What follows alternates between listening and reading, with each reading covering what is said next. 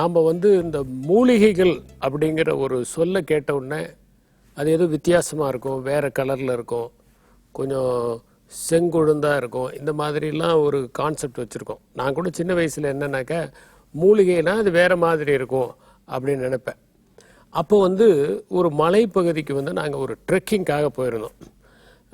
அந்த ட்ரெக்கிங்கில் வந்து இந்த ஸ்கவுட்டுக்காக போகணும், மலை உச்சி வரைக்கும் போயிட்டு வரணும். அந்த மாதிரி சேர்வராயன் மலையில் போகும்போது அங்கே வந்து வழியில் ஒருத்தரை பார்க்கும்போது அவர் என்ன பண்ணார்னா, காயம் ஏற்பட்டிருந்தது அவருக்கு. ஒரு செடியை பறித்து அதை தழையை அப்படி கசக்கினோடனே அந்த காலில் அந்த காயத்து மேலே பட்டுச்சு. கொஞ்ச நேரத்தில் அந்த காயம் சரியாச்சு. நான் அவரை பார்த்து கேட்டேன், நான் இது என்னங்க அப்படின்னு கேட்டேன். இது மூலிகை அப்படின்னாரு. மூலிகைன்னு எப்படி கண்டுபிடிச்சிங்க அப்படின்னு கேட்டேன் நான். இல்லை, இது வந்து இந்த செடியை வந்து நீங்கள் எங்கே பார்த்தாலும் கசக்குனீங்கன்னா நிறைய சாறு வரும், அதில் வந்து காயம்லாம் சரியாக போயிடும் அப்படின்னாரு.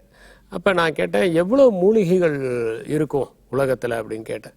அவர் சொன்னார், உலகத்தில் எல்லாமே மூலிகைகள் தான். நமக்கு சிலதனுடைய பயன்பாடு தெரிஞ்சிருக்கு, சிலதனுடைய பயன்பாடு தெரியறதில்லை அப்படின்னு சொல்லி சொன்னார். இப்போ இந்த பார்த்தீங்கன்னா அந்த ஹோமியோபதியில் வந்து நக்ஸ் வாமிகா அப்படின்னு சொல்லிட்டு ஒரு மருந்து இருக்கும். இந்த நக்ஸ் வாமிகா அப்படிங்கிறது என்னென்னா எட்டிக்காயனுடைய பெயர். எட்டிங்கிறது விஷம்னு சொல்லுவோம், ஆனால் அதில் ஒரு கொஞ்சோண்டு ஒரு பர்சன்டேஜ் எடுத்து அதில் வந்து இந்த மருந்து செய்கிறாங்க. இதை சாப்பிட்டாக்க வந்து இந்த வயிற்றில் இருக்கக்கூடிய பிரச்சனைகள், சில பேருக்கு அஜீரணமாகும், சரியாக ஜீரணமாகாது, இதெல்லாம் வந்து இதில் சரியாகும் அப்படின்னு சொல்கிறாங்க.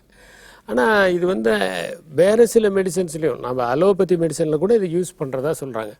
அப்போ வந்து விஷம்னு நினைக்கிறதுல கூட ஒரு மூலிகை தன்மை இருக்குது. இப்போ நம்மளை சுற்றி பார்த்தீங்கன்னா எல்லா செடிகளுக்குமே ஏதோ ஒரு மருத்துவ குணம் இருக்குது. அது எல்லாமே ஒரு மூலிகை தான். ஆனால் அது வந்து சிலது வந்து நம்ம டிஸ்கவர் பண்ணியிருக்கோம், நிறைய வந்து நம்ம கண்டு அறியாமல் இருக்கிறோம். நாம் வந்து பல விலங்குகளை பார்த்தா, இப்போ ஒரு உதாரணத்துக்கு யானை வந்து அஜீரணம் ஏற்பட்டால் அது ஒரு செடியை போய் சாப்பிடும். இதை அப்சர்வ் பண்ணோம்னா நம்ம ஒன்று கற்றுக்கலாம். அதாவது அஜீர்ணம் யானைக்கு ஏற்பட்டால் கூட அந்த செடி குணப்படுத்துதுன்னா, மனுஷனுக்கு ஏற்படுற அஜீரணத்தை ஈஸியாக அது குணப்படுத்தும். இந்த மாதிரி இந்த உயிரினங்களை அப்சர்வ் பண்ணும்போது நமக்கே பல மருந்துக்கான மூலங்கள் கிடைக்குது. இது வந்து இந்த பெரிய விலங்குகள்னு இல்லை, ஒரு சாதாரண விலங்கு கூட. ஒரு உதாரணத்துக்கு மொனார்க் பட்டர்ஃப்ளைன்னு ஒன்று இருக்குது. பார்த்தீங்கன்னா ஆரஞ்சு கலரில் இருக்கும் அந்த பட்டர்ஃப்ளை. அதனுடைய அந்த இறகுகளுடைய ஓரத்தில் வெள்ளையாக இருக்கும். இந்த பட்டர்ஃப்ளை பார்த்தீங்கன்னா எதை சாப்பிடுது அப்படின்னா எருக்கஞ்செடியை தான் சாப்பிடும். மில்க் வீட் அப்படின்னு நம்ம வந்து இங்கிலீஷில் சொல்லுவோம். கலோட்ராபிஸ் அப்படிங்கிறது அதனுடைய பொட்டானிக்கல் நேம்.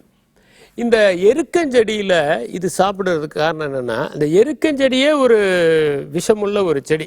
இப்போ சாதாரணமாக பார்த்தீங்கன்னா எருக்கஞ்செடியில் வந்து போய் ஆடு மாடெல்லாம் சாப்பிடாது, ஏன்னா அதுக்கு ஒரு விஷத்தன்மை இருக்குது. அந்த எருக்கஞ்செடியை வந்து எதுக்கு பயன்படுத்துவாங்கன்னா, அந்த காலத்தில் வந்து இந்த பிளாக் போர்ட்லாம் இருக்கும், அதில் வந்து இந்த எருக்கங்காயெல்லாம் எடுத்து அதை கறியோடு சேர்த்து நல்லா இடித்து அதுக்கப்புறம் பூசினாங்கன்னா ஒரு மாதத்துக்கு அந்த பிளாக் போர்ட் பிளாக்காகவே இருக்கும். இந்த முள்ளு குத்துருச்சுன்னா அந்த எருக்கஞ்சி செடியில் அந்த காம்பை இது பண்ணி அந்த பால் அந்த இடத்துல வச்சாங்கன்னா கொஞ்சம் நேரத்தில் அந்த முள் வந்து அந்த இடம் இலகி அந்த முள்ளை ஈஸியாக வெளியே எடுத்துடலாம். இந்த மொனார்க் பட்டர்ஃப்ளைனுடைய புழு வந்து அது போய் இந்த எருக்கஞ்செடியில் தான் வைக்கும். அது என்னென்னா, அது சாப்பிட்டு அது ஒரு மாதிரியான பாய்சனஸ் தன்மையை வளர்த்துக்குது. அதனால் என்னென்னா, வேறு எந்த பறவையாவது அது கொத்துனா கூட அது அதில் உள்ள அந்த விஷத்தன்மையினால் அதை பார்த்தாலே கொஞ்சம் ஜாக்கிரதையாகி அதை சாப்பிட வராது அப்படிங்கிறது கண்டுபிடிச்ச ஒரு ஃபேக்ட். இல்லை, இன்னொன்று என்னென்னா, இந்த எருக்கஞ்செடியிலேயே ஒன்று வந்து மருத்துவத்தன்மை கொண்டது ஒன்று இருக்குது, இன்னொன்று வந்து மருத்துவத்தன்மை இல்லாதது. இப்போ இந்த ரெண்டு செடியும் வச்சு இந்த மொனார்க் பட்டர்ஃப்ளை எதில் போய் முட்டைகள் போடுது அப்படின்னா, சில நேரங்களில் இந்த பட்டர்ஃப்ளைக்கு கூட வந்து வியாதி வரும் பாருங்க, நோய் வரும். அந்த மாதிரி நோய் வந்த இது தன்னுடைய அந்த புழுக்களை காப்பாற்றுறதுக்காக 68% முட்டைகளை இந்த மருத்துவ குணம் கொண்ட அந்த எருக்கஞ்செடியில் தான் போயிட்டு இருக்கு. அப்போ என்னென்னா, அதை சாப்பிட்ட உடனே அது வந்து அந்த நோயிலிருந்து அது குணப்படுத்த முடியும் அப்படின்ட்டு. அப்போ பார்த்தீங்கன்னா பூச்சிக்கிட்ட கூட அந்த சென்ஸ் இருக்குது, எது மருத்துவ குணம் வாய்ந்தது அப்படிங்கிறது. அது எப்படி கண்டுபிடிக்குது அப்படின்னா, அது ஒரு உள்ளுணர்வுனால. இப்போ நாம் வந்து மனசுனால கண்டுபிடிக்கிறோம், முயற்சியினால் கண்டுபிடிக்கிறோம். அது வந்து ஒரு உள்ளுணர்வுனால, ஃபிசிக் மூலம் கண்டுபிடிக்கிறது வேற, சைக்காலஜிக்கலாக கண்டுபிடிக்கிறது வேற. ஒரு பட்டாம்பூச்சிக்கு வந்து ஒரு சைக்காலஜி இருக்குது அப்படின்னு நம்ம சொல்ல முடியாது. ஆனால் அதுக்கு வந்து ஒரு இன்ஸ்டிங்க்ட், ஒரு உள்ளுணர்வு. அந்த இன்ஸ்டிங்க்ட் வந்து என்னென்னா உடல் ரீதியானது. இன்டெலிஜென்ஸுங்கிறது என்னன்னாக்க மூளை சார்ந்தது, மனம் சார்ந்தது ஒன்று இருக்குது, அதுதான் இன்ட்யூஷன். இன்ஸ்டிங்க்ட்டுங்கிறது உடல் சார்ந்தது. ஆனால் மூளையை வச்சு பயன்படுத்தி நம்ம இன்டெலிஜென்ஸுங்கிற ஒன்றை சொல்கிறோம். இன்னொன்று வந்து மனம் சார்ந்தது, இப்படி நடக்கும் அப்படின்னு நினைப்போம், அது நடக்கும், அது வந்து இன்ட்யூஷன். அப்போ வந்து பட்டர்ஃப்ளைஸை பார்த்தா கூட நாம் வந்து மருத்துவ குணம் உள்ளது எது அப்படிங்கிறத கண்டுபிடிக்க முடியும். பூச்சிகளை நிறைய ஆராய்ச்சி பண்ணி 10 வருஷம் ஆராய்ச்சி பண்ணவர் இதை சொல்கிறார். இந்த மாதிரி மொனார்க் பட்டர்ஃப்ளை வந்து அதுக்கு உடல்நிலை சரியில்லைன்னா அதனுடைய புழுக்களை காப்பாற்றுறதுக்கு எப்படி போய் முட்டையிடுது, மெடிசினல் பிளான்ட்டில் போய் முட்டையிடுது அப்படின்னு. அது மாதிரி இயற்கையை பார்த்தா நம்ம கற்றுக்கிறதுக்கு நிறைய விஷயங்கள் இருக்குது. நாம் இயற்கையிலேருந்து கண்டுபிடிச்சது 1% கூட இருக்காது.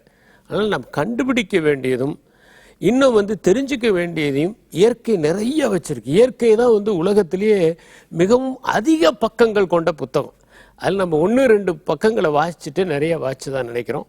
இன்னும் வாசிக்க முயற்சி செய்வோம். நன்றி, வணக்கம்.